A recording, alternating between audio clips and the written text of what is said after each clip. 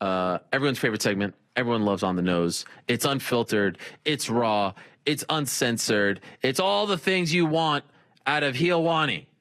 Hit him up, Helwani, right? That's what you want. Hot tag Helwani. Fashion Q&A, MMA I mean, fans. Frankie, a little quick on the draw, but you know what? I respect it. You don't have to wait for me. Get in there. To hear from the man himself, Ariel Helwani. Live That's right. from the Box Studios in beautiful New York City, it's On the Nose. What a song. And now, what a tune. to answer Mike your Head, questions, legend. Get out of your seats. Get out of your on seats. Your feet, on your feet. Here he is. Here he is. Ariel Helwani. Ba, ba, ba, ba, ba. There. Do we have a quick transition? What do we have? We have something for GC. Do we have something like a... I think we're working on it. We should discuss these things before the show. I think that we get them sponsored. You know, I personally think On the Nose should be a very sponsorable element of the program. Do you think PF Chang's will support it? I don't know, but I'm looking at the YouTube chat right now, and this thing is going to have a seizure. I mean, geez Louise, what are you guys all excited about over there? I mean, all of a sudden, you guys want to talk? Crazy people. Okay, On the Nose, we go to the Substack, as always, arielhelwani.substack.com. What do we end up with? 94. Okay, not quite the record. Although I think we ended up with 101, but I think that was including some of the other questions that came in later. 94 questions is a lot. And we're going in chronological order here, friends. So if you want a hot tag, if you want to hit me, you know, I'm standing here with the little string, which I love when they do that, when they're holding the little string. I love that. It's old school. It's paying homage to the way it once was. Not a lot of guys do it, but it's the details, the finer details. You want to stand there holding the string, getting the hot tag. I'll be here holding the string, waiting for the hot tag. First question is from Nathan. Why in boxing is keeping your O a bigger deal than in MMA? It's a great question. I think part of the structure of boxing has led people to believe that you should win 20 in a row, 25 in a row, 30 in a row, and then you get the big fights. In MMA, it's a little different. You're Brock Lesnar, you're thrown in there in your second pro fight against Frank Mir. And if you lose, we don't really care. You know, I think also part of it is like these guys compete in jiu-jitsu, these guys compete in wrestling, and losses happen. You get tapped, you stand up, you brush yourself off, and you move on to the next one. Wrestling, you might get pinned, get up, brush yourself off, move on to the next one. And so I don't think as much pressure is put on the competitor in MMA as opposed to boxing to keep this undefeated streak going. It's a lot harder to keep it going because you're fighting tougher guys earlier on in your career, and you're prone to losing one of those fights, either getting knocked out with a 4-ounce glove, getting tapped, decision. It's tough to go 20-0. I mean, look at what Khabib did. Very, very rare. Extremely rare. I mean, he's the only one at that level to go that long without a loss. And so I love the fact that in MMA, you lose, you come back, and your stock doesn't go down. In fact, we've seen some people's stock go up in a loss. Deontay Wilder, I think, stock went up in a loss, but very rarely in boxing does your stock go up in a loss unless you were robbed. In MMA, you can see a guy like, I don't know, in a weird way, Nathan Diaz's stock, I think, went up after the Leon fight. There's 1,000 different examples of this. Guy loses, fights his heart out, stock goes up. It happened. I mean, Ally Quinta, Khabib, stock went up. Took the fight on short notice, that sort of thing. So I love the fact that that's part of the culture. I love that. And I wish it was part of the culture in boxing. I'd prefer someone go 10-0 and start fighting tougher guys than 20-0. And then you lose at your 11th fight, big deal. Ariel, big shout out from Manchester, England. What a show, great guests and great topics. This is from Andy. What I want to know is what happened with Dan Hardy in the UFC? Also, why can't you explain what really happened at UFC 199-200? Surely, now that you're on your own, you can elaborate. Keep up the awesome work. Okay, first of all, I'm not going to talk about what happened with Dan Hardy in the UFC because that would, quite frankly, be the exact same thing that was done to me by Brendan Schaub. I wasn't there. I didn't dig around. That's a guy's employment. That's something that happened behind the scenes. I don't think some things are my business. As Dana White likes to say, some things aren't. And I think this one isn't necessarily my business. Apparently something happened behind the scenes. That's his story to tell. And he has had to deal with whatever ramifications. He seemed to be doing very well now. He's got his YouTube channel. He's doing Cage Warriors. I'm not going to be that guy. I'm not. And that's part of the reason why it annoyed me when people were talking about my job. Now, as for 199 and 200, I do believe that you are referring to the quote-unquote apology, the apology that was dropped on late Monday. I mean, for me, early Tuesday. By the time I went to bed, I didn't see anything on the Below the Belt program, the critically acclaimed Below the Belt program. Now, I'll say this. I don't know. All right, let me just get right into it, and I'll address the 199 thing here. And I'm not going to take up as much time as I did in the past because I don't want to shortchange all of you who asked all these good questions. Let me just say this.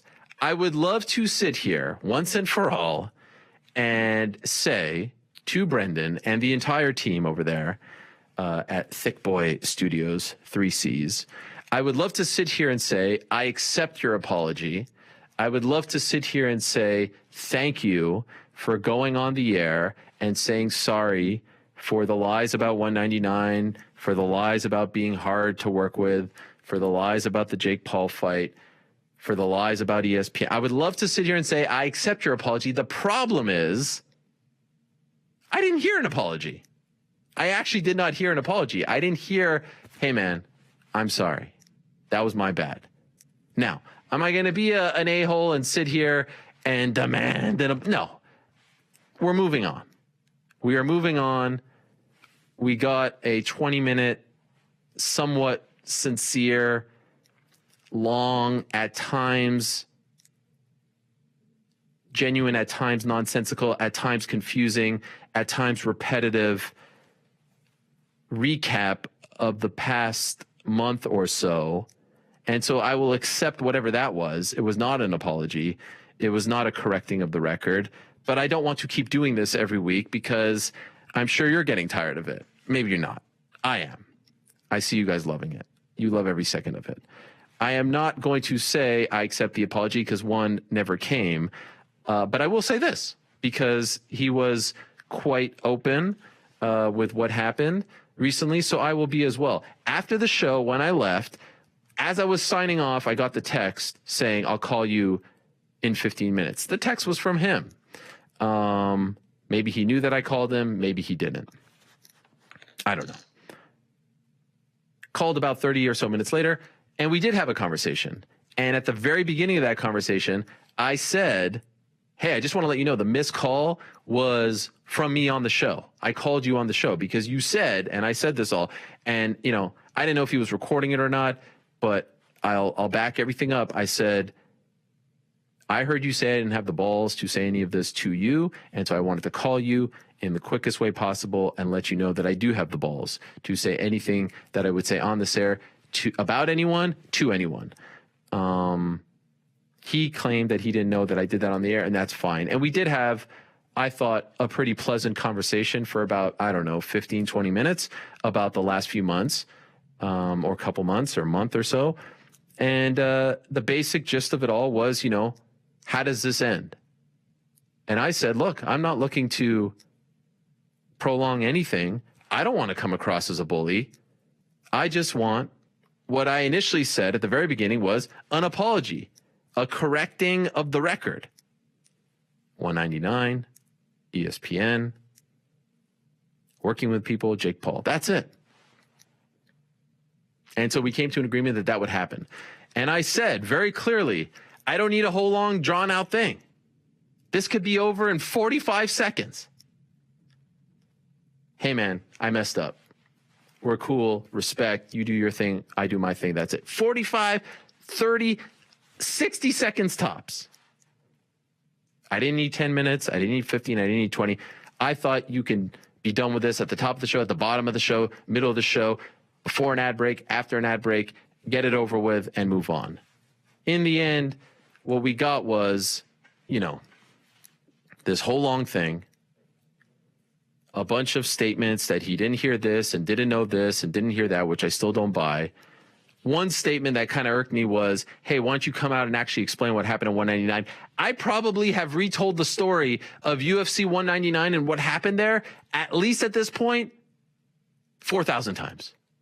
I mean, I can't tell that story a 4,001 times, because if you watch my stuff, listen to my stuff, you have heard it probably so many times that you are so damn bored of the story at this point. In fact, literally 2 days after what happened at 199, I told the story on this show in great detail 5 years ago. And I've said it again and again and again and again. One last time, I will remind you all what happened.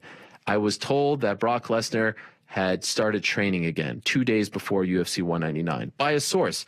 The same way I was told Jorge Masvidal's fighting Leon Edwards at whatever that is going to be, 269 on December 11th. Then you start digging. Then if you recall and go back, because the story has changed over time, if you go back and look, it started to come out that he had been placed on the website again, like his profile came up again. It had resurfaced, and that happens, and people start tweeting about this. I started digging around. Is he coming back? Is he training for a comeback? Is he fighting someone? What's going on? You start digging. That's your job. You start digging. You start looking around. Never asked anyone at the UFC. Never talked to anyone at the UFC. I wasn't working for Fox anymore. I wasn't privy to anything. If you remember and you go back, my old pal Brett Okamoto at ESPN actually asked Dana White backstage after the weigh-ins at UFC 199 if Brock Lesnar was coming back. There is an interview out there where he asks him this, point blank, face to face. Dana shot it down, said no, something like that. But the question was asked because this was out there in the open. People were talking about it. It was a story being talked about. It was a rumor. It was a thing the week of 199. This didn't come out of nowhere. By the way, an hour before I reported the Brock thing, I also reported that Conor and Nate were fighting each other August 20th. The rematch had been signed. How did I come up with that? Sources. You talk to people. It wasn't some big conspiracy thing. And so right before I was leaving to the arena, UFC 199, June of 2016, another source told me, yes, he is coming back. And then a third source told me, yes, he's coming back. Again, to reiterate one last time, to squash the narrative that this was told to me in confidence off the record and that I broke some kind of rule, that I was unethical. Never happened. Never happened till I die. That is the story on my life, on anyone I love's life. That is the story. Anyone saying otherwise, liar. And I would put my track record and reputation up against anyone's. I was told he's coming back. And I didn't leave. I actually missed the first fight of the night. It was Marco Polo Reyes against, I think, Dong Young Kim. I missed that fight because I was writing it up in my hotel room. And then, of course, as you know, story gets out. I break the story, and then later on they announce it. I didn't know what the plan was. I mean, obviously, UFC 200 is coming up in a month. They're going to announce it at some point. I didn't even know who the opponent was. I didn't report the opponent. I didn't know. All I reported was that he was coming back. And that's it. Nothing nefarious, nothing unethical. I have literally told this story 15 times, but if you want it one more time, there it is. And so the way it was positioned in this thing was like, hey, you know, this is what I heard. He has no reason to lie to me. Listen, I've never lied about anything. I've always been upfront with everyone. I've addressed it 1,000 times, 4,000 times. I don't know what it is. I've addressed it. And there it is. One last time, I've addressed it. And hopefully it's the last time. I'm going to guess it's not going to be the last time, but there's the story. It was just like any other scoop that any other reporter gets. You get a little, and it's really crazy that it's turned into this thing 5 years later. But on my life, no one ever told me anything in confidence. No one ever told me anything off the record. And it's nice to see, thank you very much to Michael Bisping, to Dustin Poirier and others, people who have come out who are legends, who have great integrity, have come out and backed my own assessment of myself, that I'm good to work with, that I'm a good team and all this stuff, and that I don't stab you in the back. You tell me something off the record, I don't stab you in the back. And so that's it. I mean, for the record, Michelle Obama said the line, when you go low, I go high, not Hillary Clinton. There was this whole thing about, hey, you know, his people coming after, no one's coming after me. There's just a couple of jabrones coming after me. And I told them, as long as those people are going to come after me, they are associated with you. No one associated with this show, no one associated with me, a colleague, a friend, a brother, a teammate, a family. No one has come after him. He says that he doesn't check social media. I don't believe that, but no one has come after me. His squad has come after me. Mufasa, who is probably now over the moon that I've just mentioned him. This guy loves trying to break down from a intellectual standpoint, Helwani. I mean, this guy trying to actually, he thinks he got me by explaining that Helwani is actually a misnomer because I'm a baby face. You dolt. What are you talking about? It's just, it's a name that rhymes with my name. That's kind of funny because now I'm unfiltered, unshackled. And so it's my bad boy persona. It's sort of like when Stone Cold was a bad guy, but also a good guy. Come on, stick with me here. Do I have to break it down for all of you? I'm a good guy heel. A little bit of gray. Come on, man. Listen, I'll never look like you. I'll never have flowing gray locks like you. I'll never have perfectly manicured facial hair like you. I'll never have abs like you. But please, stick with me here, all right? Stick with me, Bubba. But I don't mind it. He says that it was a low blow that I went to social media. I'll remind you that the Fighter and the Kid Twitter page went to social media and took shots on this segment, asking if it was too on the nose what they were saying, put journalist beef in their title, put journalist beef in their podcast title as well, YouTube title, called me the unnamed journalist. I mean, let's not pretend like you guys were taking the high road in all of this. And also, let's not pretend that what I did was too much. Let's not pretend that this was a buildup of 5 years. 5 years I had to listen to lies, dating back to 199. There are clips to back this up where I never responded. 5 years. A couple shows here, 2 months is too much? Nah, not too much. We're talking 5 years to like a month and a half. Couple of digs here and there. I see the pot shots. I see the digs. I think this could have been easily rectified in 45 seconds, but I'm moving on. That's it. I'm moving on until another one of them wants to come after me. And I hope this is a lesson to everyone out there. I've never heard from Brian. I thought it was interesting that they did this on the other show. I don't know how they decide what show they're talking about what. It's all very confusing. There's 1,000 different podcasts out there.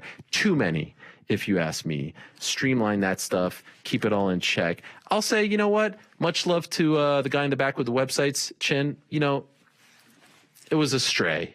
You know, it was a drone strike. You get the point. It was a drone strike. It was a stray. I got no beef with you. I got no hate. You know, I've seen a little things, but you know what? It was a stray. Shrimp, you talked about my family. I don't apologize for that one. Dude with the, you know, the weird hair and the bizarre facial hair, I don't apologize for that one.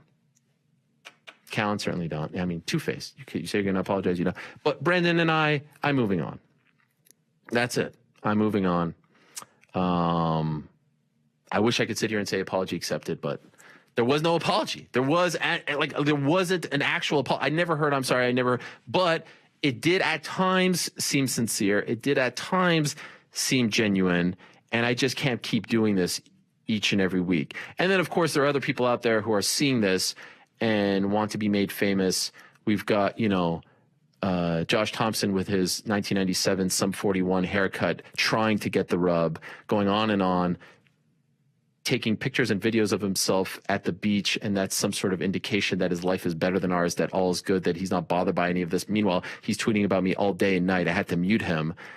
Focus on your job, focus on your life. They're probably going to do a segment on me on their next podcast, break it out, put my picture up there, put me in the title, try to get the views, try to get the rub. Again, as Brendan actually accurately pointed out, there were a few accurate things in that soliloquy. I don't make any money off these views here. I could do this on my own YouTube channel. I don't, because this show, I'm just a guy working here. I'm just a guy with a website. I don't own this. I don't own any of this. I don't make a single more dollar doing any of this. So I'm just sitting here doing my thing, answering questions, trying not to bother anyone. But I hope the lesson now is that if you are going to come after me, and I don't care if it's a current UFC fighter spreading lies about me, like a Gilbert Burns. I don't care if it's a current UFC fighter spreading lies or misrepresenting or pretending to be innocent about a situation that you know very well the truth, like Bilal Muhammad, or if it's a manager spreading lies, spreading misinformation like Ali Abdelaziz, or if it's a retired fighter like Brendan Schaub spreading lies, spreading misinformation, if it's a cover boy of an erotic novel in the back of the bodega, 99 cents, spreading lies, spreading information, let the record show that I will respond now. And that's it. I will never respond first. I will never come out first and start a war, start a fight. I think there are a lot of people who like and respect me, and I think a lot of people would back that up, and I think the people that come on the show would back that up. But I hope it is now very clear that if anyone is going to try to get over on me, once and for all, those days are done. Helwani here to stay. I got the endorsement of the champ, Thug Nose, here to stay, and that's that. And so I am officially moving on. I appreciate the support. I appreciate everyone at PF Chang's who has had my back. This is not me trying to separate myself from you guys. I never even knew about the Reddit page before all of this, the subreddit. People told me afterwards. I was not aware. I'm not that guy. I don't really go on Reddit and stuff like that, not because I don't like it. I'm not good with that stuff. I have some friends who show me things here or there, and I'm not doing the whole bit that I don't go on social. Trust me, I'm on social media way too much. I'm on YouTube way too much. I just didn't know about it. I'm sorry. I didn't know. It's an incredible thing. I just didn't know about it. This is not me separating. You guys are prolific. Much love. I never want to get on your bad side. I appreciate the support and the love. If you want to take off the CEO cap, that's great. My point is, I can't keep doing this because I'm never going to truly get that apology. I'll never get the mea culpa. I'll never get the I'm sorry. But what I got a couple of days ago ultimately is, I think, the best that I'm going to get. And I don't want to make a grown man cry. I don't want to make a grown man sad. I don't want to make him upset. And let's just move on. And so thank you all for that. But I think I'm good. Those were just postscripts, by the way. Like, that was just me, like, kind of going through with a fine-tooth comb. He said he's not going to say my name anymore, and ultimately that's what means the most. Because usually when they talk about me on those programs, it's misinformation, it's inaccurate, it's mistruths, all that stuff. And so I think the best course of action is to stop talking about me. Wish them the best. Don't wish any harm, ill will, failures, misfortune, any of that on them or anyone, even the guys I responded to earlier. Don't wish any of that on any of them. That's not a way to live. But we're moving on. All right. I should have read the response to Andy's question. He has many times in the past. You can watch old MMA Hour episode right after those events.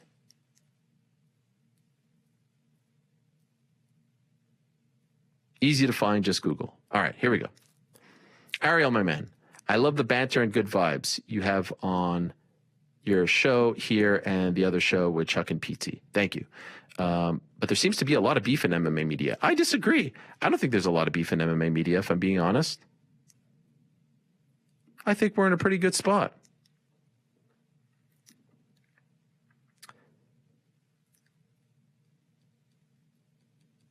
Was this the same in the NBA? I wasn't really like in the trenches in the NBA like I am here, so I can't really speak to that.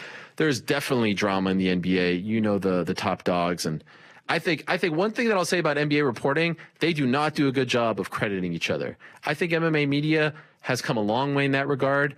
And there are certain people who don't credit others and certain outlets that don't credit others. But for the most part, I think we do a very good job of crediting others. And we've come a long way. NBA, I don't think does a good job at all. Baseball does a really good job of crediting others. And you might say at home, this is a useless thing. But I would actually say that, you know, it's an important thing. If you do the work, if you put in the time, if you get something right, you should get the credit for it. Ariel, Steve James Irvin here. I've got lone wolf vibes. I cover the sport of MMA, but can't seem to enjoy covering the sport on a team collective basis with brands or sites. I think I'm just a solo MMA guy through and through. Is there a hope for a Scottish solo MMA journalist to achieve some on his own? Absolutely. It doesn't matter where you're from. It's a small world. There are a lot of great journalists overseas. Guilherme Cruz in Brazil. And I'm not saying he's the only one in Brazil, but doing it on the English side, yeah, he's one of the very few. Pizzi in Ireland. There's some great guys in England as well. Simon Head, I would say Oscar Willis, but he's turned his back on his country. And now he lives in Las Vegas. Farah Hanoun, Egypt. Like, there's a lot of people who are quote unquote lone wolves. Don't let that deter you. When is the next UFC event you are going to, and will it be for BT Sport coverage? I don't know. I honestly don't know. No particular reason. I'm enjoying the flow of things right now, and we'll see. But No particular reason. And I don't know. If you were to do a new weekly show with a current or former fighter that's not DC or Chael, who do you think would be a good co-host? This is from Brett, aka Michael Cera. He looks like Michael Cera. He does. That's a great question. I don't know. It was really special with those two because we had such a great relationship. At one point, I thought Ben Askren maybe, but he does like a jabroni show with another jabron, and they get, I think, at best 10 listeners, maybe. I don't even know if the show still exists. So he's taken, I think Anthony Smith would be a good co-host. But there was something really special with DC Chael because we had such a good relationship. There was no ego. We would crack jokes, put each other over. We were just friends, like legit friends. And that's something you can't fake or force. With the U.S. making COVID vaccines necessary for visitors, can you see the UFC doing more international shows in the coming years or even a return to Fight Island? I think we're going to have to wait and see. But yeah, it's a possibility for sure. It's all evolving. Interesting times. Ariel, mental health is a topic often brought up by guests on your show. I'm very appreciative of that. I just wanted to know, how's your mental health and family doing? All the best from Australia. Wow. Love this question. Thank you. Melissa also loves this question. My mental health, I think, is doing well. It has been an interesting year. I will say, I will mention this because I sort of alluded to it last week in my interview with Marty Fish. It really came, so I've always battled extreme anxiety. I don't think I ever really battled depression, but I've been down. And in particular, when I was at Syracuse University, I was extremely down for 3 years. I was very lonely. I had horrendous social anxiety. I've said the story before where I couldn't leave my dorm room to go eat. I was so nervous about the idea of talking to people face to face that I would wait until I didn't hear anyone in the hallways. I would wait till 2, 3 a.m. just to go brush my teeth. That's how nervous I was around people. I would never go to the cafeteria. I would eat SpaghettiOs and almonds in my dorm room. That's what I would have for dinner, night after night. And it was really tough. And I remember going to one sort of guidance counselor there, and he actually told me to quit. Quitting isn't in my vocabulary. I was offended by that, and I didn't go back. And I've never talked to anyone about any of this, you know, on a professional level since then, until February of this past year. And in February of this past year, obviously there was COVID, there was all this stuff, but there was a lot going on in my mind. I thought that my time at ESPN was coming to an end. I was having a hard time figuring out what I wanted to do next, where I wanted to go, who I wanted to work with, how I wanted to proceed. I felt like it was almost a crossroads in my career and life. And I was asked to go cover Milwaukee Bucks versus Indiana Pacers for ESPN as a sideline reporter. And at that point, I wasn't vaccinated, and you know, the vaccine wasn't even out, and I hadn't been on a plane in quite some time. And I was feeling guilty about leaving my kids. There was a big snowstorm, all this stuff. And I felt like I physically could not leave. I felt like I could not do it. I couldn't mentally get over the hump of leaving. And I remember thinking to myself, I need to talk to someone about this. This is not normal how I'm feeling. I felt like my whole body was super, super tight. And so I finally found someone to talk to about this, a therapist. And I've talked to her ever since. And I don't think, honest to God, I don't think I end up back here. I don't think I leave ESPN. I think I probably take the offer that they gave me because I didn't get fired and an offer was made. I think I probably stay. I think I don't end up here. I don't think I do the other stuff that I'm doing. None of it if I don't talk to her on a weekly basis to sort of get out of the cobwebs, get out of my head, open up the clouds and figure it out. And in the process of talking to her from February till now, and especially towards the end of my time at ESPN, I got super down. At one time, like there was one session that we had where I literally didn't stop crying for the entire time. I was very emotional about a lot of things going on in my life. And I've talked about exercising more and using my Peloton and that opening up my head. And so I'm very happy to answer the question. I'm very happy to say that I feel a lot better, that I'm a lot happier, infinitely happier. I don't feel like hate in my heart. I don't feel anxiety as much. I feel it from time to time. I'm not going to lie. I don't think you can ever cure it. I don't take any medication. Obviously, there's good days and bad days, but it is a drastic difference from where I was in February. Drastic difference. I was talking about this with someone earlier. There's, in all the places I'm working, no backstabbing, no lies, no people trying to be a snake around you, no people trying to put you down, no people trying to stop you from succeeding. Like, it's all cohesive and friendly and fun and supportive. That's what I've been able to surround my life with. And I had to make some decisions about certain things. And I really was able to clear, like, I didn't know what I was going to do. It was a really, really tricky time. And I'm so thankful that I was able to figure it out and talk to someone. And so again, I would urge anyone, whatever's plaguing you, whatever's bothering you, talk to someone. Talk to someone who's not related to you. Talk to someone and they will help you figure things out. Honestly, it changed everything for me. I'm honestly not sitting here if I didn't do that, and couldn't be happier. Wake up every Monday and Wednesday, so excited to get here, so excited to talk to the fighters in this format and the other things as well. And so thank you. I don't think I'll ever not be an anxious person. I get anxious before this show. I don't think I'll ever not be a nervous person or take things personally or get like emotional. Like, that's just who I am. Call me sensitive, call me whatever you want. That's who I am. I am who I am, like the great Popeye once said. But I'm proud of that, and I've come a hell of a long way since my time at Syracuse. I couldn't talk to people in person. Now I sit here and talk to all of you. And that's a big deal. And I know it's just a camera here, but I've talked in front of other people as well. I do get out. So anyway, thank you for asking that. I appreciate it very much. Do you think you'll attend the upcoming UFC at MSG? Would love to get some old school Ariel Helwani interviews from Media Day. I don't think I will be there. And there's no real reason for that. It's not like I'm holding out. I don't know what my situation, like, I don't think I'm banned. I honestly don't. I was supposed to go to the event in June, right before I left. So I think there's this misnomer out there that it's just that if you look at everything that I'm doing, all the stuff, none of it is needed at the events. That's just the way the career has gone right now. I would love to be at an event. I asked everyone multiple times if they want me there, and as of now, it hasn't been. I was at the Jake Paul event. Like, I'm happy to go if needed, if wanted, but right now, it's not being asked. Maybe we'll get some fighters in studio. That would be cool. Mr. Ariel Helwani, aside from the fighters currently providing color commentary, which new guys, gals would be great on the mic? Also, is there room for new people to do this, or is the current lineup set in stone? I think there's definitely room. Who would be great at providing color commentary? I think Anthony Smith would be good. They use him at the desk. I think Tyron Woodley would be good. They use him at the desk, but not in the booth. Those are two that come to mind. Any news on a possible location for UFC 271, Whitaker Adesanya? I don't know if that fight is official for that date, but no news. A little too soon. Ariel, my man, absolutely love the show and what you're doing. You're the best. Did those bozos keep their promise or nah? I wouldn't know because you couldn't pay me to listen to them. I don't know. You tell me. Did they keep their promise? I'm over it. Obviously, you're doing fine without them.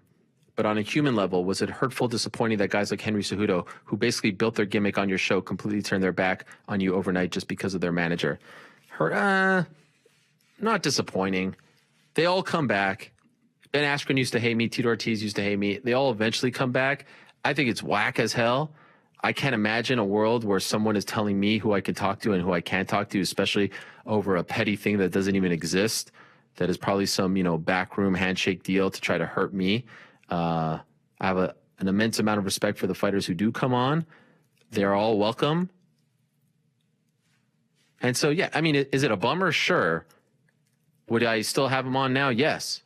Despite all of that. And maybe that's stupid. Maybe I'm a weakling for saying yes to that, but I think the whole thing is dumb. The whole thing is petty. And I just can't believe that the ones who are paying are being told what to do by the one who's getting paid.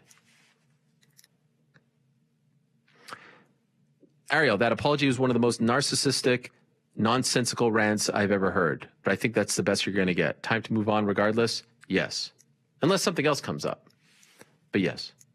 Mr. Madison, what you've just said is one of the most insanely idiotic things I've ever heard. At no point in your rambling, incoherent response were you even close to anything that could be considered a rational thought. Everyone in this room is now dumber for having listened to it. I award you no points, and may God have mercy on your soul. That is exactly what I thought of. A simple wrong would have sufficed. Oh, Frankie, you nailed it. The comedic timing is just fantastic. 1,000%. Nib high football rules. Where do you think Kayla Harrison ends up? Bellator or the UFC? Either one is a real player, probably the UFC. But there's no inside knowledge there. But she's probably going to get paid a lot. And good for her. What priority do you rate these things and want to see happen first? Baseball returns to Montreal. Knicks win the NBA Finals. Bills win the Super Bowl. Everton wins the Premier League. Happy birthday to the journey that began with Jerry Park. Yes, thank you very much. Jerry Park celebrated its 14th birthday yesterday. Man, that's a tough one. I'll go baseball returning to Montreal because that just will bring so much joy to my city. Oh, Knicks win the NBA Finals. Bills win the Super Bowl. That's a tough one. Oh, my God. Man, I don't know. I'll probably go Knicks Finals, Bills Super Bowl. But those two are interchangeable for me. Really, they are. They would both bring me so much. I just want to see it once for both teams, and then I'll die a happy man. Give me baseball back in Montreal, then the Knicks, then the Bills, and then Everton. Yes, Louis Gilmore. Le Mensch de Montréal. With Gordon Ryan returned to action today, when do you think we'll see his MMA debut? Hopefully soon for one championship. Achi, new subscriber, big fan. Have you ever done or considered a meetup with fans? Yes, we did a meetup many moons ago in Union Square. And why did you give up on honorable mention? It was a lot of work. Again, I part of doing honorable mention was really Petty Helwani, because people kept saying, I love when people are like, you only talk negative, you only talk shit, you only care about the beef, about the drama. For 2 years at ESPN, I did a segment where I highlighted the good people in the sport of MMA who are doing good things for others. In that segment, by the way, was often featured a bunch of fighters who won't talk to me, like Khabib, who, like, I love when I hear from Khabib's fans, oh, you don't care about Khabib, you don't like Khabib, you're the most irrational human beings on the planet. Not just his fans, but some of these fans are just completely out there. I would highlight him so many times on that segment. I even highlighted Ali once. I even highlighted Dana White once. And that was my way of showing you guys that this narrative that you have about me is completely wrong. I am here to celebrate the sport of MMA, to talk about the good and sometimes the bad. But this idea that I'm an instigator, that I'm a hater, that I'm a beef starter, all this nonsense is so whack, is so lazy, is so wrong. And I did that for 2 years. And then it just ran its course. I'm sure there are a lot of homeless cats near the Mecca. CEO, you should be setting up a board meeting during fight week. Maybe we'll do that. Please make Oh My merch, or I will. Alex, you do it, and I'll support it. Who would win a game of Jeopardy, you or Mrs. Helwani? Me. When will we see Ariel get involved in the AEW stuff? We need a CM Punk Ariel interview to cap off 2021. I'll just say, I've reached out to Mr. Punk. I see him doing a lot of interviews with a lot of jabrones. And I mean, I don't want to say that he forgot about little old Ariel, but I mean, I'm here. Punk, I'm here. Don't forget about us. I'm here. My man. What happened? AEW is doing great things. I'm a big fan. I enjoy watching it very much. Did you ever hear from Sean McCorkle or Matt Mitrione? Yes, I've actually talked to both of them recently. I think you can guess about what.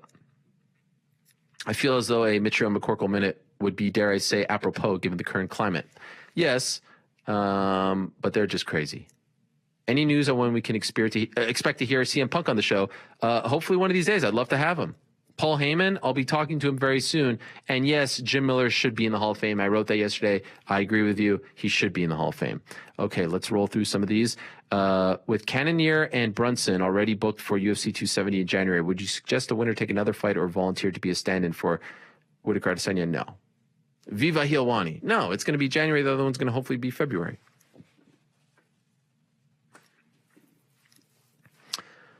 Hey, Ariel, when you attended press conferences back in the day, would you try to get a question in as early as you could, or did you prefer to hang back and wait? I always prefer to hang back and wait. I'll never be that first question guy, and I don't know, it's just not my thing. Also, why does John Morgan always get the first dibs at the questions? I have no idea. Ask him. I think it's just become a thing. It's a good gimmick. Why not? I think John Morgan is a great journalist and curious how it all works. Yeah, I just think it's become a thing, and that's the routine, and it doesn't really bother me. Can you shout out my brother Robert White? Like myself, he has been a fan since the beginning. Robert, respect. If you could make one Triller-style MMA card, what would it be? Man, that's... I'll say this about Triller. They came out with that triangle thing, and I told them I would give them a shout-out here. Mike Vasquez of BYB put out this statement for me. BYB owns the patent to the design since 2015 of the triangle ring and will obviously look to protect and enforce its intellectual property ownership. Hey, Ariel, it's Jordan. We did Knicks trivia against each other last year for my birthday. Hello. My question is a process one. You clearly have true friendships with a lot of fighters. Can you peel back the curtain and walk us through how you build relationships with fighters outside of interviews? Do you text before, after fights, text about non-fighting things? Good question. I will say the biggest thing that I do, and it's not something that I do it with an end goal in mind, is you check in on them when it has nothing to do with fighting. You can't always check in and ask for something and want something. It doesn't work that way. You have to check in and just ask them questions about life. How are they doing? How are they feeling? Things like that. They don't want to just be asked for things. Very important. That's been a big thing. Fellow franchisee here. Loving the new show, podcast, Baba. Got to be quick as I'm on the fry cook duties today. Serious question. How do certain managers gain such influence over the UFC? It must stem from somewhere or some past dealings. Warm regards. I think there are some managers who are more inclined to be in better standing with UFC than with their fighter. In other words, the relationship with the promotion means more to them than the relationship with the fighter. The fighters are interchangeable. The relationship is not going to go away. And if you are someone in good standing with the UFC, you are probably selling fighters on the stance that you are going to get favorable things from the UFC. This happens in all walks of life. It happens in broadcasting. It happens wherever there's an agent-employer relationship.